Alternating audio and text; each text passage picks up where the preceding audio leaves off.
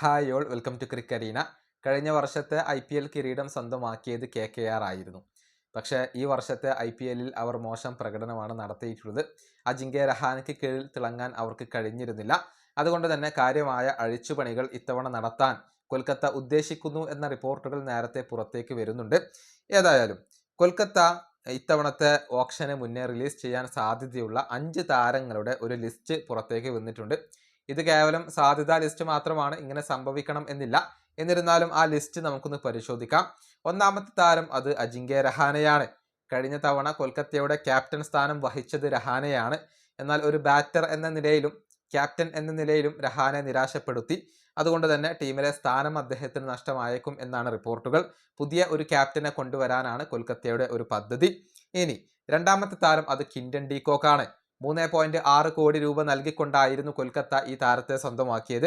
ആരാധകർക്ക് ഈ താരത്തിൽ വലിയ പ്രതീക്ഷകൾ ഉണ്ടായിരുന്നുവെങ്കിലും ആരാധകരെ ഡീകോക്ക് നിരാശപ്പെടുത്തുകയാണ് ചെയ്തിട്ടുള്ളത്. 8 മത്സരങ്ങളിൽ നിന്ന് കേവലം 152 റൺസ് മാത്രമാണ് അദ്ദേഹം സ്വന്തമാക്കിയിട്ടുള്ളത്.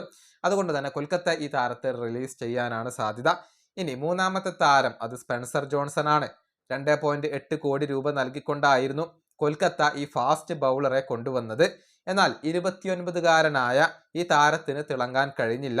4 മത്സരങ്ങൾ കളിച്ച താരം കേവലം 1 വിക്കറ്റ് മാത്രമാണ് സ്വന്തമാക്കിയിട്ടുള്ളത്. അതുകൊണ്ട് തന്നെ സ്പെൻസർ ജോൺസണെയും കൊൽക്കത്ത ഒഴിവാക്കാൻ സാധ്യതയുണ്ട്. രണ്ടാമത്തെ താരം എൻറിക് നോർക്കിയയാണ്. 6.5 കോടി രൂപ നൽകിക്കൊണ്ടായിരുന്നു ഈ താരത്തെ കൊൽക്കത്ത സ്വന്തമാക്കിയത്. കേവലം 2 മത്സരങ്ങൾ മാത്രം കളിച്ച താരം 1 വിക്കറ്റാണ് വീഴ്ത്തിയിട്ടുള്ളത്. നിരന്തരം പരിക്കുകൾ അലട്ടുന്ന താരമാണ് നോർക്കിയ. അതുകൊണ്ട് തന്നെ കൊൽക്കത്ത ഇദ്ദേഹത്തെ റിലീസ് ചെയ്തേക്കും. ഇനി ഒന്നാമത്തെ താരം മറ്റാരുമല്ല, വെങ്കിടേഷ് അയ്യരാണ്. റെക്കോർഡ് തുക നൽകിക്കൊണ്ടായിരുന്നു കൊൽക്കത്ത ഇദ്ദേഹത്തെ സ്വന്തമാക്കിയത്. 23.75 കോടി രൂപയാണ് വെങ്കിക്ക് വേണ്ടി കൊൽക്കത്ത ചിലവഴിച്ചിരുന്നത്. എന്നാൽ അതിനോട് കഴിഞ്ഞ സീസണിൽ നീതി പുലർത്താൻ വെങ്കിടേഷിന് കഴിഞ്ഞില്ല.